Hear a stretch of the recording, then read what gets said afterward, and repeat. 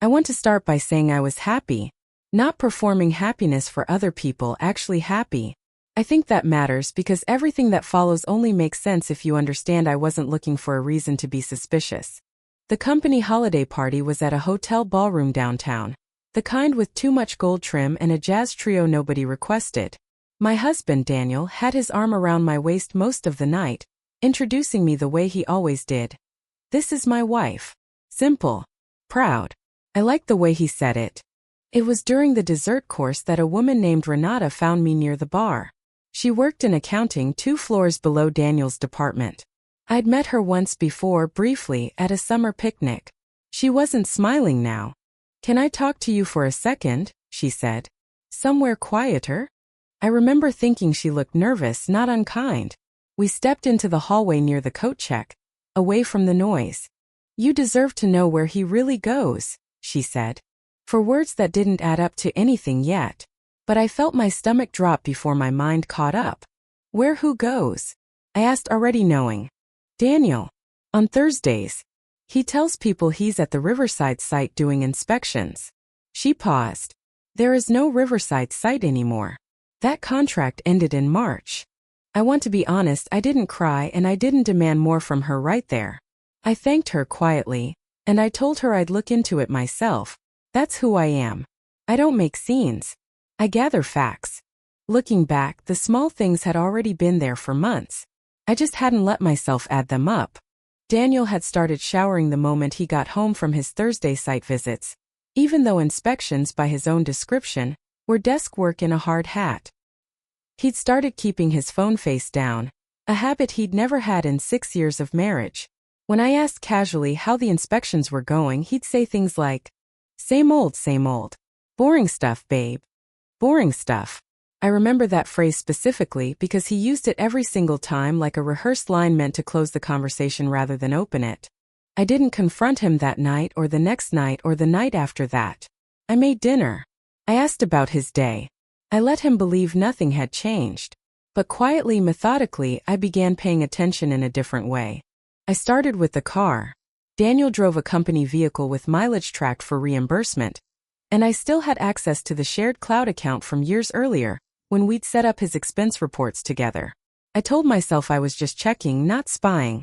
The mileage on Thursdays didn't match a route to any construction site. It matched a route toward the northern side of the city, toward a residential neighborhood neither of us had any reason to visit. Next, I looked at our joint bank statements, something I'd always glanced at but never studied. There was a recurring charge, small enough to be easy to miss, to a storage facility 20 minutes from that same neighborhood. $62 a month. I hadn't rented storage space. Neither, as far as I knew, had he. I didn't ask him about any of it. Not yet. I told myself I needed the full picture before I said a single word, because once you say the words out loud, you can't take them back, and neither can he. On a Thursday in late January, I told Daniel I had a work trip. I didn't. I drove to the storage facility instead and waited in the parking lot of a coffee shop across the street, watching. He arrived at 4:40 in the afternoon. Not alone.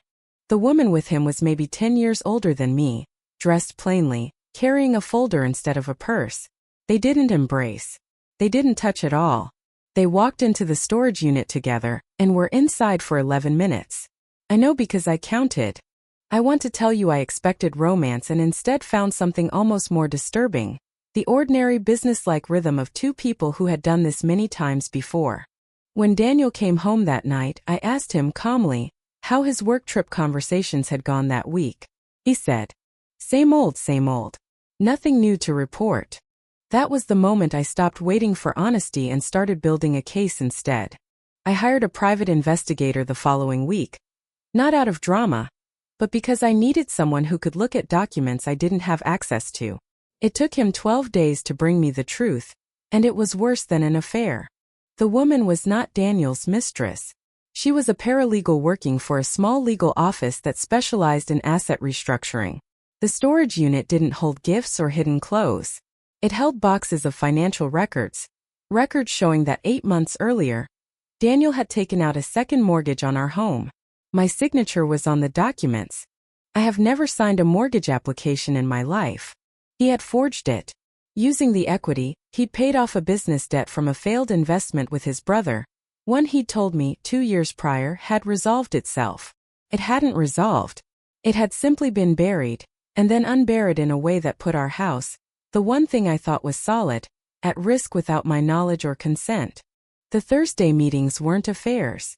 They were quiet damage control, an attempt to restructure the debt before I ever noticed the missing equity, before the bank ever came asking why the numbers on our joint mortgage didn't match what I remembered agreeing to.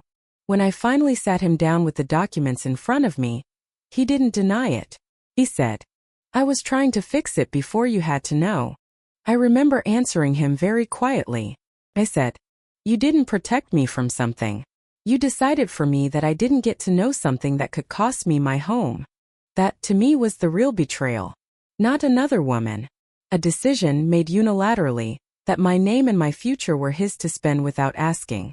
I want to be clear about something because I think it's easy to hear this story and assume the ending is simple, that I left or that I forgave and that either choice made me strong.